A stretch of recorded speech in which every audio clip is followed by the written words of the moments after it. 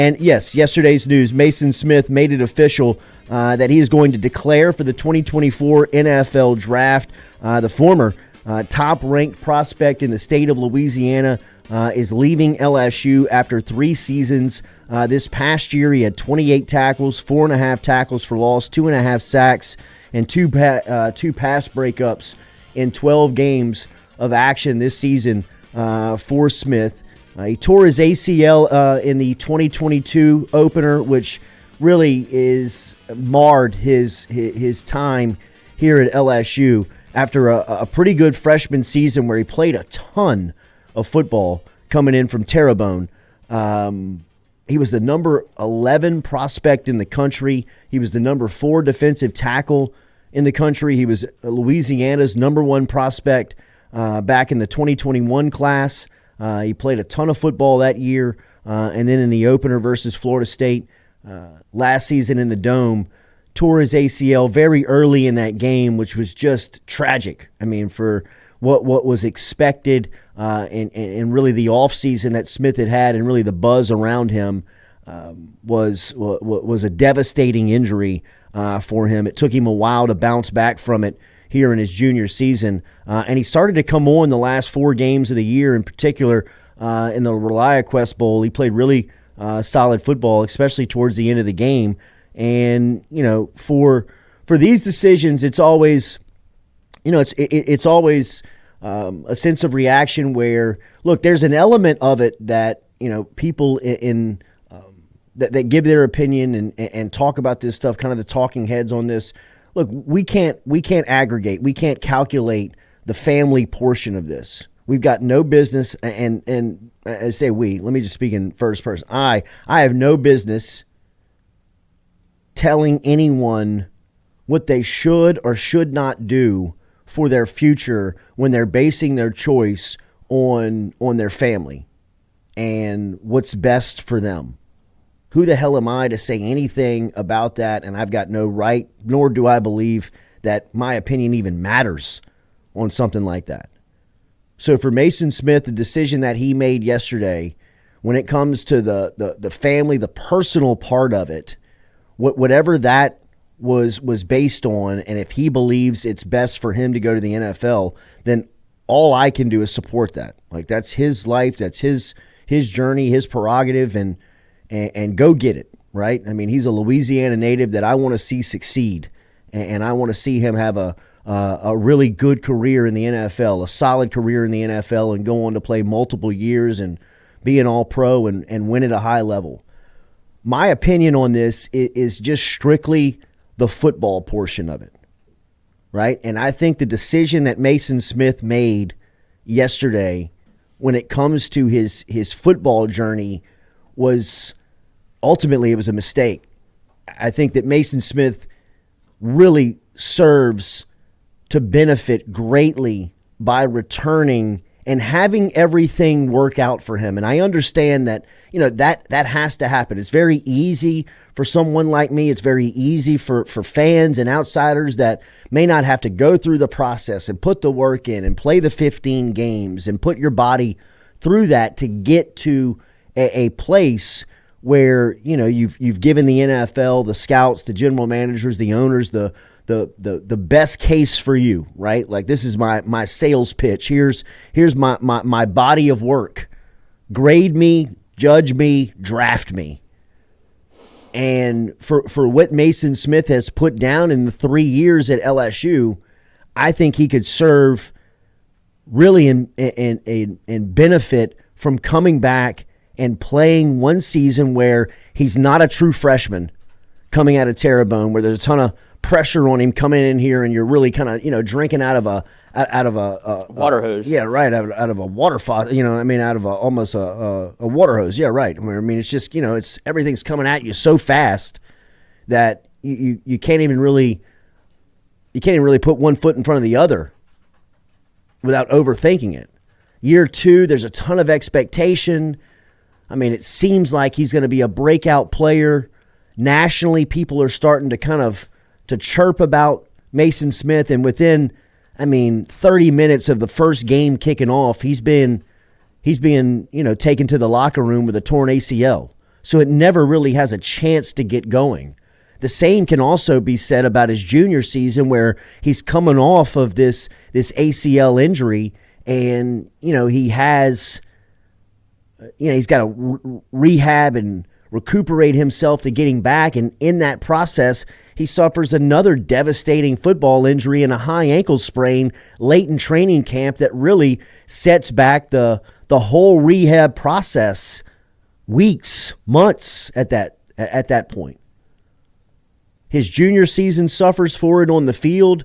The film that's being put out early is below average at best. By midseason, you can see signs, but the play is still not significantly upticked. And by the end of the season, you're starting to see at least some glimmers and shades that there is the prospect that everyone has almost kind of been waiting on. A guy who looks like he's working himself into shape, a guy that looks like he's playing closer to full strength and health.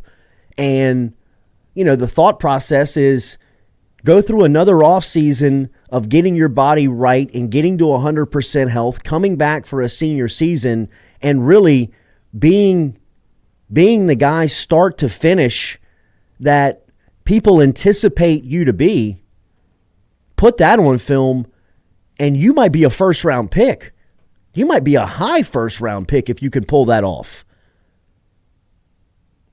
And where he stands right now, it'll be interesting to see where he goes, because I do believe that, Smith, even in the NFL, he's a bit of an alien. Even a bunch, even amongst the freaks, he's a freak, at least from his body type, right? I mean, his size, his strength, his athleticism, his ability. I mean, it's just very rare. There won't be 3 Maason Smiths in this year's draft, right? I mean, there might even one. There might be 2. 6'5", 315. That, if healthy and if right, is a real athlete. A real dude that you got to be concerned about. When healthy, he's Chris Jones. Could be. It's a high ceiling, but I mean that's a good comp, right? That's what I would comp him to. Like, when healthy, he's Chris Jones. When not, you see what you get. So it was very surprising to see the decision that Maason Smith made. Was it? It was. I thought if you would have told me this a week and a half ago before the Baker, if he would have announced with Mekhi Wingo, I would have not been surprised at all. I would have not. But for it to be this really raised an eyebrow at it, because it just. There was a lot of there was a lot of dysfunction with LSU on the defensive side of the ball, towards the end of the year. And you could sense that if they were going to retain House, that they were going to have a crusade. I mean, like they were going to have people that were marching out of there. And if Maason Smith was one of those guys, I don't think that I would have been surprised by that. Now that you get a guy in Baker who's familiar with Smith, by the way. I mean, he was on a staff that was leading in his recruitment on the defensive side of the ball. I mean, all hands on deck for the number 1 player in the state in 21, and Blake Baker's the linebackers coach. So he's very familiar with who Maason Smith is. He was obviously on that 21 team and staff. So, I mean, he's got a relationship. And the further that time went on, as Baker was on the job and you didn't hear any news for Maason Smith, I thought it was positive for LSU. I thought, the more time that lapsed showed that LSU was really making him think, and ultimately he was just going to put out a statement that said, I'm coming back. And when the statement hit that said he was going pro, I was a little surprised, because, I mean, you've had guys in that building with the ability now to recruit and sell him for, what's a little under a week, but enough time where you can pitch a message. And, I mean, I really believe that Maason Smith's outlook from a football standpoint is very clear to paint that, look, man, last 3 years have not been what, like if you rewind the tape and you say, hey, senior Maason Smith in high school at Terrebonne, if I tell you 3 years from now that, your best season at LSU has been your freshman year, and you really only played your freshman year out of true necessity. You've had a devastating injury, and your junior year, you had 28 tackles. What would you do if you were a senior in high school and I gave you that scenario? Would you want to go pro? I don't think that would be the answer. I mean, I think 3 years ago at Terrebonne, when you would say, hey, Maason Smith, what do you think your first 3 years at LSU is going to be? I'm going to be a freshman All-SEC. I'm going to be a All-SEC performer, and then I'm going to be an All-American. And we would all have been like, all right, I believe you. But now that it hasn't worked out like that, and you got a chance to come back and really put some good film down for one season, I was surprised to see that he went pro. It's a little Anthony Johnson-esque. Anthony Johnson, Trev Falk, Yep. Malachi Dupree. Yeah. Mekhi Gardner too. You can kind of put Mekhi Gardner. Sure. Mekhi Gardner. Sam Montgomery. Quaylen Roy to a degree. Because he probably could have got a little better stock. His stock probably would have went up if he stayed another year too. Yeah, I mean, I guess you have to, if you look at it in totality and what I said the Anthony Johnson comp because some guys come in with a 3-year plan where no matter what happens, they have going to be out of here in 3 years. Yeah. Yeah, if everything I think that was Malachi Dupree. I think that was probably Maason Smith. That's what I'm saying. That's why I'm comping him to Anthony Johnson, where I am the number one rated defensive lineman, defensive tackle, whatever. Number one player. Like, all of this lines up for me staying in college for 3 years, and I'm going to the league. Regardless of what any information I'm given, I'm already dead set on being a 3-year player. And I think you could even ask Maason Smith, I was like, how was your time at LSU? He's like, it did not go the way I thought it would. Whether it be the injuries, and the best tape you have of him is late in his freshman year, and the next one you can look to is the last 2 drives of the ReliaQuest Bowl. Mm-hmm. And I said it on this show where I was like, there's a world where he shows out in the bowl game and he feels like that's enough. If I can put something on tape where people can see me fully healthy and what I can do to wreck a football game, that I can get drafted off of that. Do I think it's the right decision? No. Do I understand where he's coming from? Yes, because you put what do we always say about the draft? It only takes one. It takes one guy to look at you and go, okay. I mean, look out for the Broncos. Jamar Cain's probably going to be pounding the table for a guy like Maason Smith, being like, I've coached him before. I know what we have here.